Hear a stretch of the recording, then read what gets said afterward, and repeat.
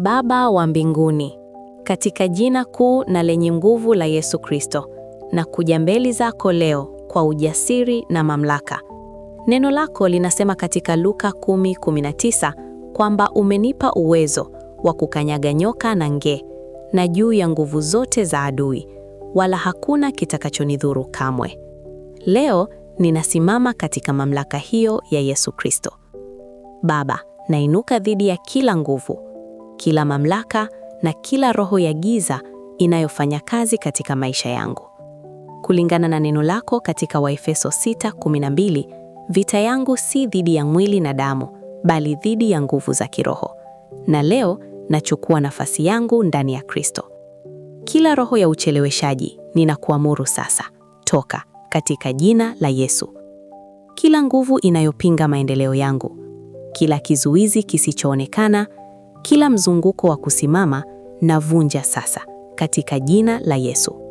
Kwa nguvu ile ile iliyomfufua Yesu kutoka kwa wafu, Warumi 8:11, natangaza kila eneo lililokufa katika maisha yangu linafufuka. Bwana, neno lako linaonyesha kwamba hata mapepo yalimtii Yesu mara moja, Marko 5:1-13. Kwa hiyo, katika jina la Yesu, kila roho inayochelewesha hatima yangu huna chaguo ila kuitika. Ondoka sasa. Niachilie sasa katika jina la Yesu. Ninatangaza kwamba nimeunganishwa na kufunikwa kwa damu ya Yesu. Neno lako linasema katika Yohana 17:21 kwamba mimi ni mmoja na Kristo, na kwa sababu hiyo ninabeba mamlaka yake. Yesu, wewe uko ndani yangu nami niko ndani yako. Nguvu yoyote ile ya ucheleweshaji, toka katika maisha yangu katika jina la Yesu. Baba, neno lako linasema katika Mathayo 12:36 kwamba kila neno lisilo la maana ambalo mtu atalitamka achalihesabia. Kwa hiyo, leo nachukua mamlaka juu ya maneno yangu. Kila neno nililolisema, kwa kujua au bila kujua, lililoleta ucheleweshaji, kusimama au mipaka katika maisha yangu, nalifuta sasa katika jina la Yesu.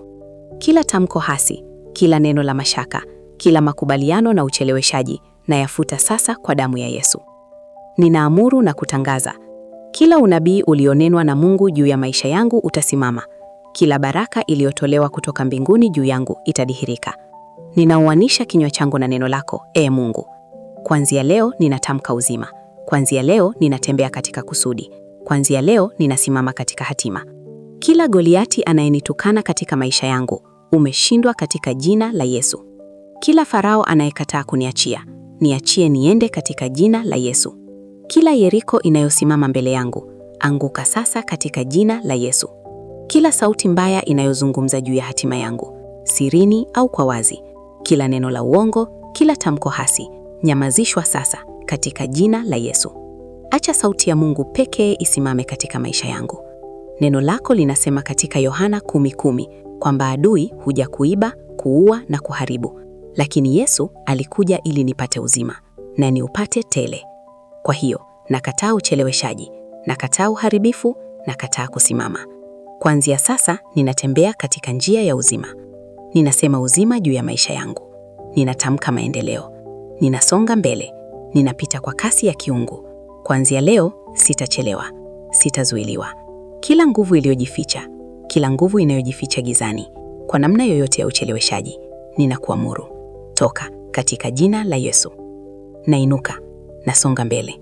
Ninatembea katika wito wangu. Naingia katika majira yangu. Katika jina kuu la Yesu. Amen. Kama umeomba maombi haya, amini kwamba yamekamilika na imetokea. Simama katika imani, tembea ndani yake, kuwa na mawazo chanya, usiwaze ucheleweshaji. Na kama maombi haya yamekubariki, usisahau kupenda, kujiunga, kusubscribe na kushirikisha na mtu anayehitaji. Ubarikiwe. Karibu El Roy Rema.